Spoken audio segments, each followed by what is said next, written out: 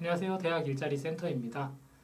오늘은 자기소개서 검토하는 방법에 대해서 이야기를 해보려고 합니다. 자기소개서 작성을 하고 누군가에게 내게 잘 됐는지, 완성도가 있는지, 붙을 것 같은지 많이 물어보고 싶으시죠? 자소서 첨삭이라는 이름으로 많은 이제 유료 업체들도 찾아다니시고 학교에 있는 대학 일자리 센터나 아니면 뭐 기관에서 하는 그 취업 컨설팅들을 많이 찾아다니실 텐데요. 혹시 경험해 보셨는지 모르겠지만 만나는 사람마다 다른 얘기를 하지는 않던가요? 만나는 컨설턴트마다 첨삭하는 방법이 다르지 않던가요?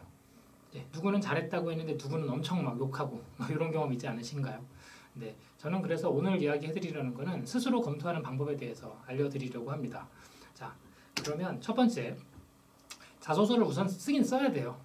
여러분 알아서 잘 쓰시고요. 앞서 촬영했던 영상들 보시면 대충 쓰는 방법은 다 나오잖아요. 그래서 완성된 자소서를 가지고 이제부터 스스로 셀프 모니터링을 한번 해보도록 하겠습니다. 자, 첫 번째는 밑줄 긋기인데요. 여러분이 첫 번째 메모를 하셔야 됩니다. 첫 번째는 여러분이 작성된 자소서에 내가 정말 이거 한 줄만큼은 꼭 어필하고 싶다. 면접관이 꼭 한 줄만 봐야겠다라고 이야기를 하면 이 내용이면 좋겠다라고 하는 부분에 밑줄을 한번 그어보시는 겁니다. 이게 1번입니다. 그러면 각 문항별로 밑줄을 한 줄씩 그셔야 돼요. 근데 대부분 한 줄씩 안 긋더라고요. 욕심이 많아서. 그러시면 안 돼요. 한 줄만 밑줄로 쭉 한번 그어보시고요. 두 번째, 이제는 입장을 바꿔봅시다. 내가 면접관이라면 이 자소서를 읽고 어떤 부분 때문에 합격시켜 줄 것 같은지 면접관이 보기에 최고의 한 줄을 여러분이 직접 선정을 해보시면 됩니다. 다른 색깔 펜으로. 그래서 그러면 밑줄이 이제 두 종류의 색깔이 쭉 거질 텐데 그게 같은 내용의 줄이 두 줄이 가 있으면 참 다행인데요. 문제는 그 줄이 다르면 어떡하실 건가 여러분 잘 생각해 보셔야 합니다. 앞서도 계속 반복적으로 말씀을 드렸을 겁니다. 내가 하고 싶은 말이 중요한지 아니면 그들이 듣고 싶은 말이 중요한지 정답은 아시죠? 저희가 하고 싶은 말을 그들은 들어주지 않고요. 그들은 뽑으려고 하는 사람이 명확히 존재를 해서 그 얘기 하는 사람을 뽑고 싶어 하기 때문에 그들은 뽑고 싶은 기준이 명확합니다. 그렇기 때문에 우리의 얘기를 하기보다 벤 다이어그램 다시 한번 보고요. 나에 대한 이야기만 하시면 안 되고요. 회사가 원하는 사람에 대한 이야기를 해야 하는데 회사가 원하는 사람에 대해서 막 잘 보이고 싶고 너무너무 들어가고 싶어서 그 얘기만 하시게 되면 이런 걸 뭐라 그러냐면 거짓말이라고 하죠. 전문 용어로 뻥이라고 합니다. 그리고 나에 대해서만 이야기를 하시는 일반적인 대부분의 취준생들은 회사가 원하는 얘기가 아니기 때문에 귀를 파며 여러분의 얘기를 흘려들을 수밖에 없습니다. 여기 사이에 겹치는 부분 보이시죠? 이걸 얘기를 하는 겁니다. 그러니까 내가 할 얘기가 뭔지를 아셔야 하고요. 기업이 듣고 싶은 얘기가 뭔지를 알아야 돼요. 그래서 겹쳐봐서 여기가 중복되는 부분만 주구장창 이야기를 해야 하고 저희는 지금 자소서를 얘기를 하고 있잖아요. 자소서는 어디? 두 갈씩. 그러면 그 내용, 밑줄 친 내용이 어디? 맨 윗줄에 가 있어야 돼요. 그러니까 여러분이 밑줄을 그신 다음에 자소서를 잘 보세요. 밑줄 친 부분이 중간인지 밑에 부분인지 아니면 제일 위에 첫 줄인지가 중요합니다. 대부분 밑줄을 긋게 되면 대부분 밑에가 있어요. 왜? 우리는 기승전결에 익숙해 있기 때문에 안 됩니다. 제일 위에 두 갈씩으로 첫 줄에 내가 가장 어필하고 싶은 내가 어필하고 싶은이 아니라 나다운 얘기인데 회사가 원하는 것과 겹쳐지는 그 얘기를 맨 윗줄에 쓰시는 거. 이게 자소서의 시작입니다. 이걸 두 갈씩이라고 하는 거죠. 자, 두 번째 검토법 가보겠습니다. 녹음하기인데요. 자소서를 다 작성하신 다음에 우리 녹음을 한번 해봅시다.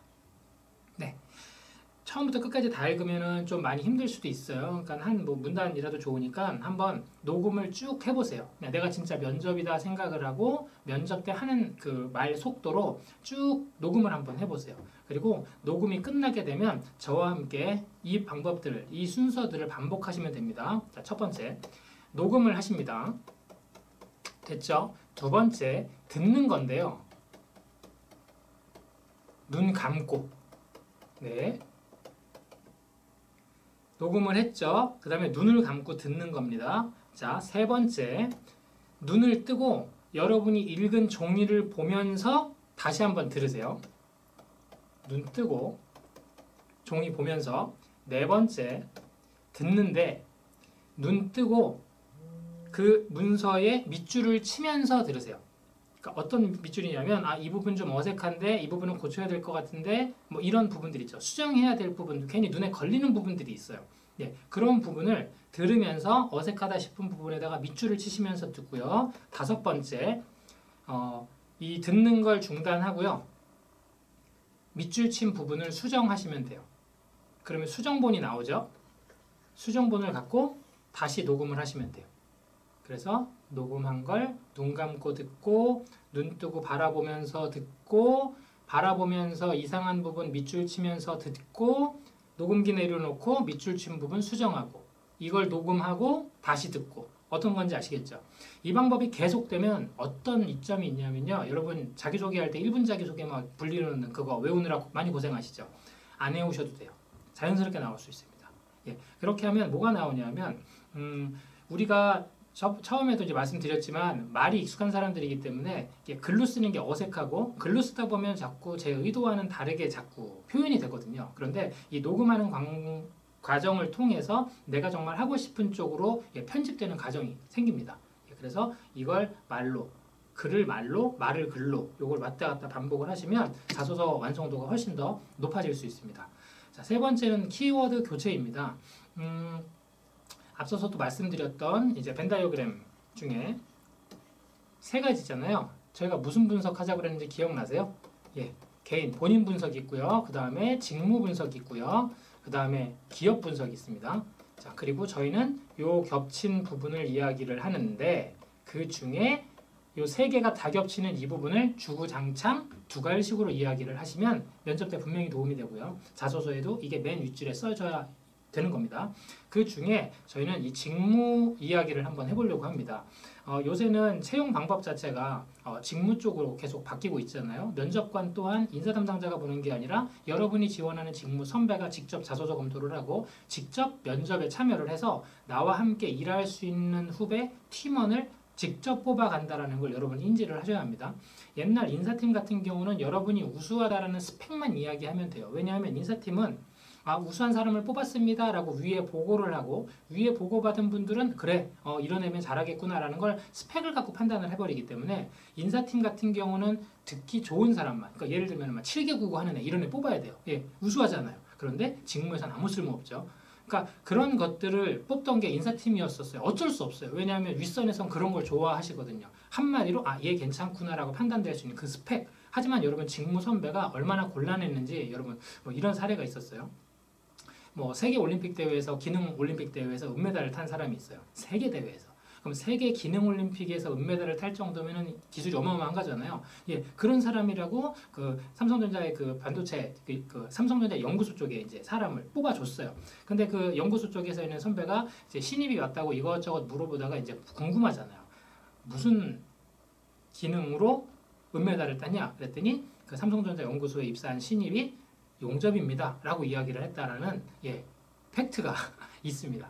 그러면 이제 연구소 분들은 막 소리를 지르며 난리가 나는 거죠. 그래서 기본적인 직무 관계되는 거 질문을 했는데 하나도 못 알아듣고 그러니까 인사팀에서는 어쩔 수 없는 게 기능올림픽 은메달이라는 걸 윗선에 보고하기가 너무 좋은 거예요. 하지만 직무는 완전히 난리가 난 건 거죠. 처음부터 다 가르쳐줘야 되는 거예요. 그래서 되게 곤란했다는 그 경험을 이야기를 해주셨는데 이제는 선배들이 직접 투입해서 그런 곤란함을 겪지 않을 수 있는 기회를 갖게 된 겁니다. 내가 직접 보는 거죠. 내가 일 시켰을 때 말을 알아듣는 애, 학력이 좋은 애, 학력이 조금 낮더라도 직무 관심도가 높은 애, 얘를 뽑아야 되는 건 거죠. 그러니까 그런 것들. 그래서 이 직무 저는 용어집을 만들라고 이야기를 합니다.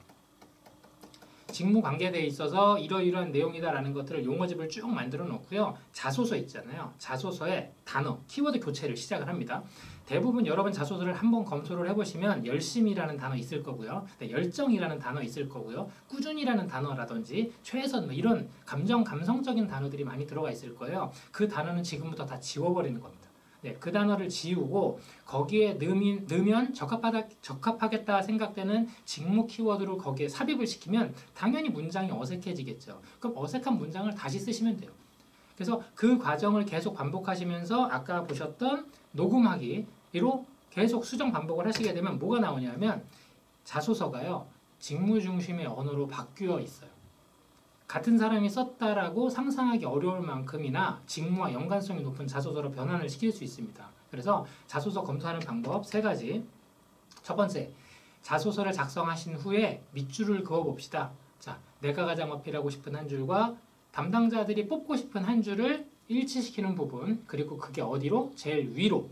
두 번째, 녹음을 하는데 내가 쓴 글 자체가 내가 의도한 것과 바르게 가지 않을 확률이 높기 때문에 쓴 것을 직접 말하듯이 녹음을 하고 녹음한 걸 듣는 거죠. 그러면서 눈으로 보고 검토해서 수정한 걸 또다시 녹음하는 그 과정. 세 번째, 다 작성되어 있는 부분에 감성 키워드들이 가득할 테니 그것들을 직무 키워드로 아예 바꿔버리는 건 거죠. 그리고 자소서를 다시 쓰세요. 네.